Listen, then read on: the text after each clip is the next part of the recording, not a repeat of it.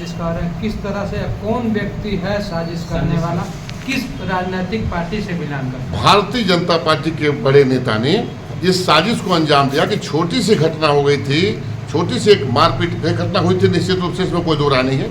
बारात के दिन की घटना एकदम सही है कि झगड़ा हुआ बच्चों में, उस साजिश के तहत उसको अपहरण में बदलने का काम, अपहरण में बदल करके कुछ लोगों को फंसा करके अपनी राजनीति को चमकाने का काम करने का प्रयास किया, अपने विधायक बनने के लिए, अपने मंत्री बनने के लिए, अपने सत्ता सुख के लिए। इस परिवार को अगर फेफड़ा विधानसभा को अपना परिवार मानते हैं तो उसी परिवार के वो लोग भी हैं जिनको सताने का काम किया, जो निर्दोष थे। आज पुलिस ने स्वयं छोड़ा, मेरे और किसी के दबाव में नहीं छोड़ा, स्वयं छोड़ा, इसका मतलब निर्दोष थे।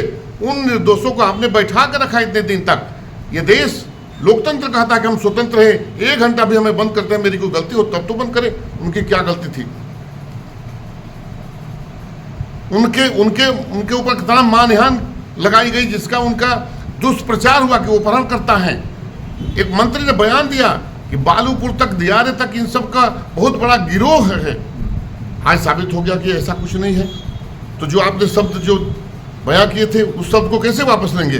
माफी मांगनी चाहिए, माफी नहीं मांगनी चाहिए, कठोरतम कार्रवाई होनी चाहिए ऐसे लोगों पर कि फिर दोबारा कोई इसको दोहरा न सके। इस जनपद में, बलिया जनपद शांतिपूर्वक जनपद है, सब लोग मिल के यहाँ रहते हैं और विकास का काम करिए ना। आपको मौका मिला है, सरकार आपके विकास करिए।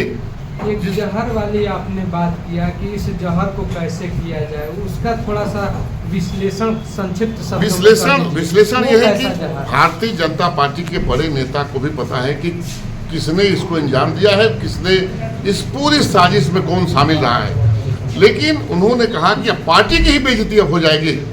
अगर किसी नेता के घर से कोई बरामद हो जाएगा तो बदनामी पार्टी की हो जाएगी।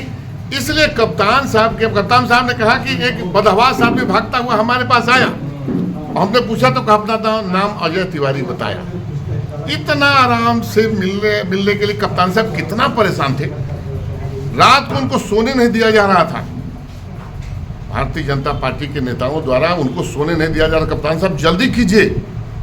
भाई सबको तो पता था नहीं, करने वाले को पता था और परिवार के लोगों को पता था।